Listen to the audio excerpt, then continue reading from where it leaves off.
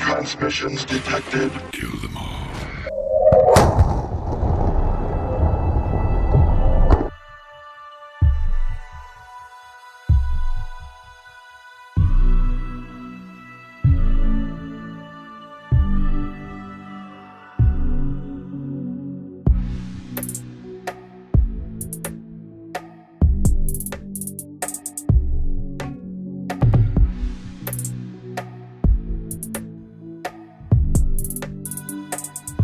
Hello, my friends. The Kolbrin text, Chapter 7, Herthew, son of the first father. The Book of Beginnings tells us all things began with Varkelfa, therein called Awen Khalifa, from whom flows Gwynin, the energizer which stabilizes all things so they maintain their proper form, and Awen, which responds to molding desires. This is well enough, but men concern themselves more with the beginnings of their race, and ours is rooted in Herthew the sun-faced, son of the first father. While Herthew was still young, he was expelled from the lush lands where he was born, and he journeyed across the harsh lands in the company and keeping of wise Habberus. After many days they came to Crocasus, cradle land of our race, land of mountains and rivers, which is beside Ardis, and they encamped there in the valley. With them were retainers and flocks. Herthew grew to manhood, and there and always Habberus was at his side, instructing him in all the things he should know. He taught Herthew the 9 essential disciplines of Imane, and the secrets of the 3 sacred vessels. Herthew learned that there was a place of gloom, where the air was foul and malodorous breezes carried pestilence and poisonous particles. This was the source of all maladies and ailments and the things which cause putrefaction and decay. This place had been closed off from earth, for it existed in another realm beyond the ken of mortals. But it had been brought into attunement with earth when a forbidden act was accomplished. Thus the bodies of mortals became susceptible to influences from the baleful place. To this and similar parts of the other world the wicked would be drawn when they passed through the grim gates of death.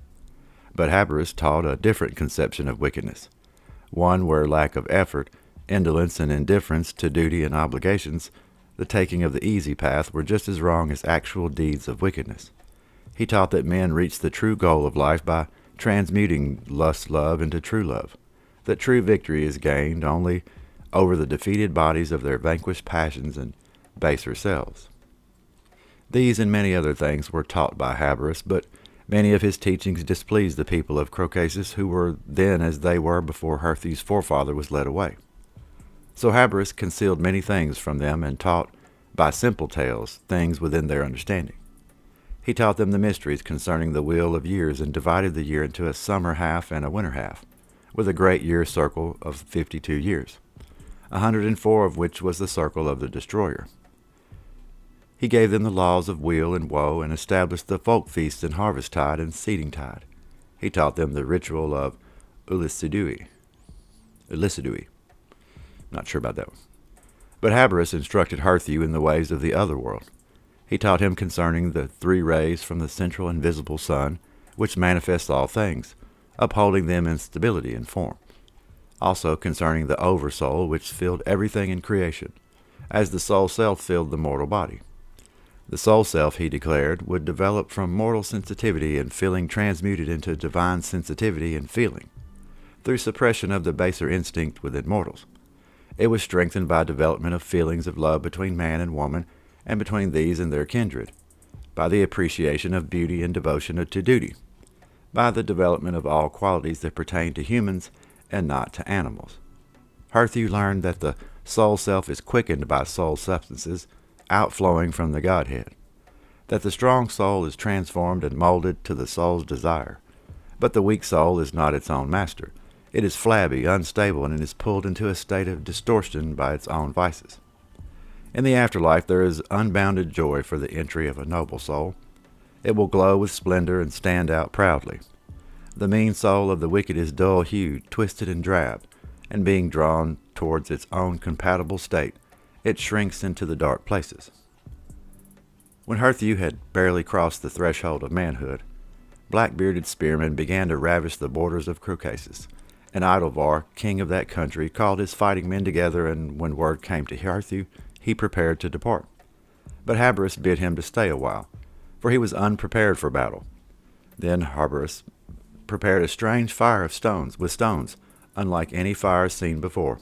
And when it burnt low, he plucked out that which is called child of the green flame, and he beat it out so it became a blade. This he fitted to a horn hand grip, and when it was edged and blooded, gave it to Herthew, saying, Behold, Dislana the bitter biter, faithful servant of he who strikes hard and true. Then he made a shield of wicker covered with oxide, and a cap of hide which came down over the face and neck.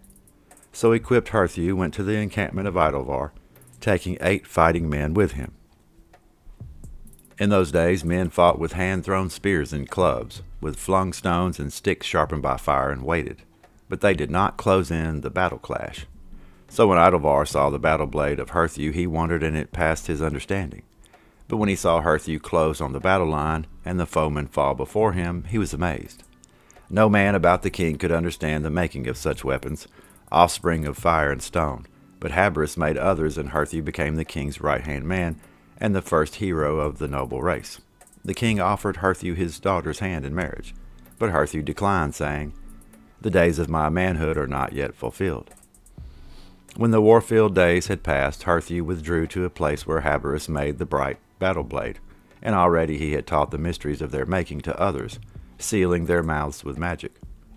But Herthew was less concerned with the weaponry of war than with the mysteries of life and the battles of the spirit beset by mortality. So while his workmen drew bright blades from the thunderstones, Habris taught Herthew and his battle brothers, and these were the things they learned from his mouth. Beyond God there is an absolute which no man should try to understand, for it exists and has always existed in a state beyond man's infinite comprehension. It is from this absolute that God, the ultimate in all perfections, was engendered. To create, God first visualized in thought. Then he produced an outflowing wave of power which, in a manner of speaking, solidified what might be called building stones. The outflowing power also produced the celestial hymn, which brought the building stones together in harmonious forms. So it's truly said that all creation is the harp of God, and it responds to his song and manipulations. It is an everlasting unfoldment. The voice of God can also be heard in the voice of his beautiful daughter, who endows all growing things with life and beauty. There is a divine purpose in creation which may be known only to the few. This knowledge is the key to all unanswered questions. Acquiring it is like the drawing back of heavy curtains, which have kept a room in gloomy half-light. So all things suddenly became clear and distinct. He who gains this knowledge knows the grand secret, the answer to the riddle of the ages, and knows beyond a shadow of a doubt this divine purpose, and the divine secret concerning it is called Gwynkelva. Apart from Gwynkelva, God gains nothing from his creation, except that he is a being possessing infinite love and goodness. He must have something to receive the gift of love and respond to it.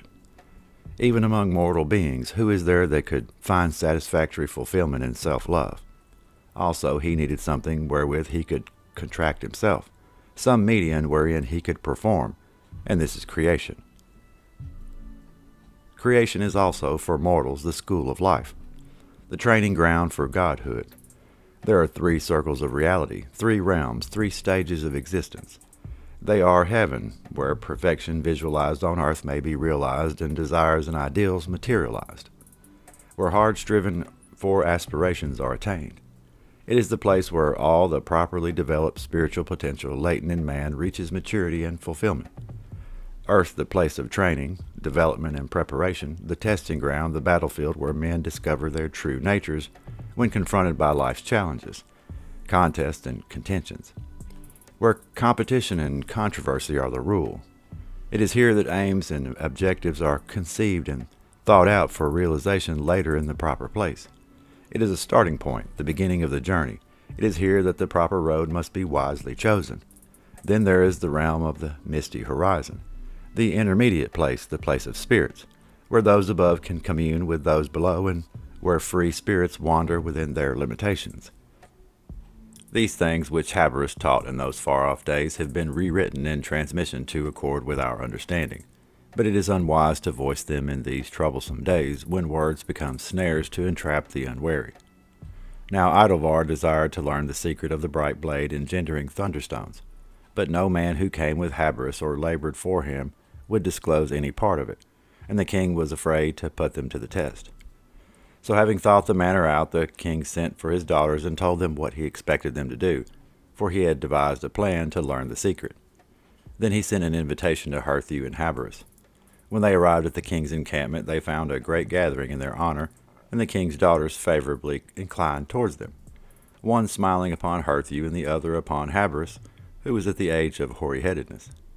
Though at first Habris was indifferent and wearied her, the king's daughter pandered to him, encouraging even his follies, setting out to charm him with her wit and beauty.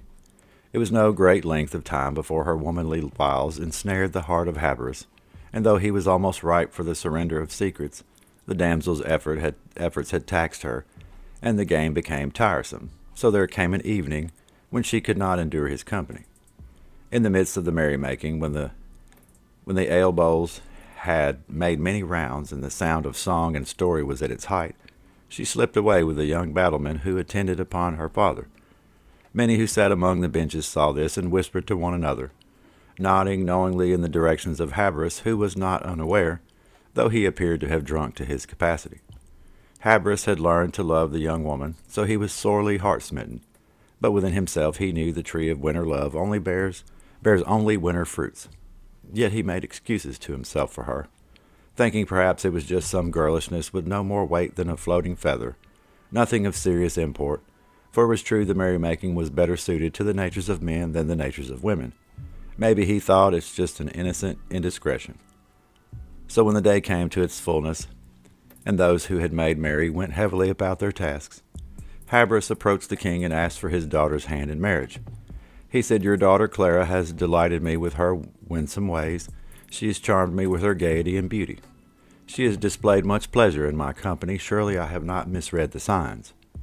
The king was not overpleased, for though he greatly desired to know the secrets of the bright blade, he had not intended giving his daughter's hand to Habris, but neither did he wish to offend him. Therefore he was wary in his reply, saying, "It is the custom for any suitor for a high-born woman's hand to be himself high-born and worthily battle-blooded. Yet such is my affection for you that I would not let even the custom become a bar to this marriage, and you may be a battle-blooded man among your own people. But let us not enter lightly into this thing, for the girl is still young, and it would be well if you established yourself favorably with her. She will be a worthy wife indeed, for she is one who is ever ready to learn, one with an inquiring mind. Nothing gives her greater pleasure than the acquisition of knowledge." So the matter was left. Now some days later, Idelvar and his retinue, accompanied by Herthew and Habris, went to the gathering place for a folk feast, some 5 days' journey away. People were accustomed to meeting here every 13 moons to celebrate the season of fruitfulness, many coming a great distance. Beside the gathering place was a compound of far-famed seer and warlock called Gwydon, who in the fullness of the moon on the 3rd night would prophesy events for the forthcoming year. Idelvar and those with him presented their gifts and took their places before the compound. Presently Gwydon came out and cloaked in the skins of wild dogs, with a horned crown and skull-headed staff. He seated himself before a small fire into which he threw prescriptions, making a cloud of smoke which completely enveloped him. When this had drifted away, he seemed to be asleep, but after a while he lifted his head, then raising himself up, he started to prophesy. He talked a while of small matters, then told of dangers to the people through enemies who would bear down from the Northland. He prophesied a great bloodletting, telling people that they could be saved by a great war leader, a king knowing the secret of the bright blade, himself a war wielder of one. He exhorted the people to bestir themselves and prepare, wasting no time in finding their leader. No man among the people knew the mysteries of the bright blade except Habris, but he was not a man of battle, and Herthew was not a high-born among them. So though they talked long, they talked in tangles, failing to resolve the issue. It was then decided each should go his own way, but they should meet at the same place again at the next full moon, when Gwydon would be able to help with their decision. When Idelvar returned to his encampment, he was no longer hesitant about the marriage of his daughter, ordering that it should take place forthwith. But he stipulated that Habris must initiate him and his sons into the mysteries of the bright blade immediately. This being agreed, arrangements for the marriage were put in hand. Habris and Clara were married, and Idelvar and his sons partially initiated into the mysteries of the bright blade, for the king was told it would take some time for the initiation to be completed. So when they next went to the meeting place, Idovar was proclaimed the war leader, with his sons to follow according to their ages should he fall in battle. But Habris had spoken to Gwydon in secret, and matters were so arranged that should the sons of Idovar fall, then Herthew would become the battle chief. The king and those with him returned to their home compound where they were to prepare battlemen, but Herthew was to go back to the gathering place and there train fighting men in the battle tactics which brought them clashing into the fore. Now on their wedding night, when they had retired to their bower, Clara burst into tears and fell weeping with her head on the knees of Habris, confessing she was not a virgin and had deceived him, begging his forgiveness.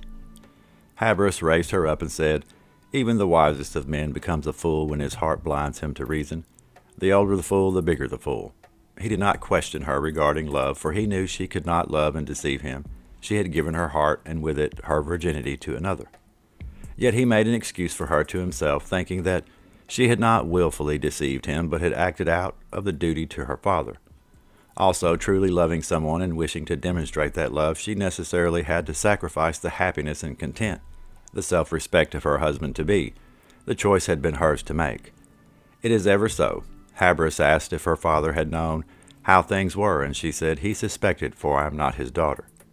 Thus Habris found himself tied to an unloving wife, for he chose to disregard the custom of the people. He wondered, was she also to be an undutiful and unfaithful one?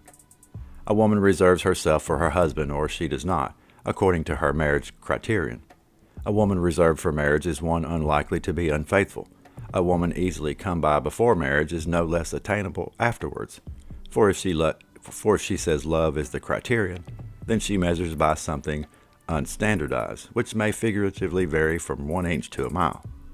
A man declaring his love may have seduction in mind or a lifetime of protective devotion. The marriage proposal determines the difference and establishes the intent. After the marriage, the king showed little concern for Habris, for he kept Clara's young battleman in his retinue when he should have dispatched him elsewhere.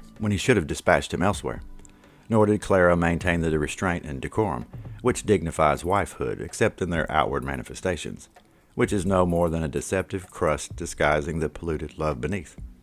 Thus Habris bore the shame of belittlement in the eyes of men, for Clara was furtively unfaithful. Habris visited Herthew, and on his return told the king that he and his sons would now receive their final initiation. So having made preparation, they set off, accompanied by Clara, to the place of the thunderstones, this being a deeply cleft mountain wherein there was a large cavern from which a river flowed a river. Entering the cave, Habris told those with him to bide where they were, for only Idovar, his sons, and Clara were to accompany them into the place of initiation. A small cave entered through a long, narrow passage, closed off by a heavy door and lit by fire already prepared, a fire which burnt tardily with a blue flame. When a length of time had passed, those who waited without grew uneasy, but it was long before they approached the door, and when they did, their throats were seized. So they were affrighted and fled, and one among them died. Then those who knew the mysteries of the thunderstones came and cleared the way, and all within the cave were found dead. Habris did what had to be done, for though it is well for men to conform to the laws of men, there is a super law by which men are men should live, and which sometime decrees that they must die. Herthew married the daughter of Idovar, and they had a son who died in his 7th year. Idovar's daughter died in childbirth. The invaders came and were defeated with a great slaughtering, and Herthew became the first king over all the people of Caucasus.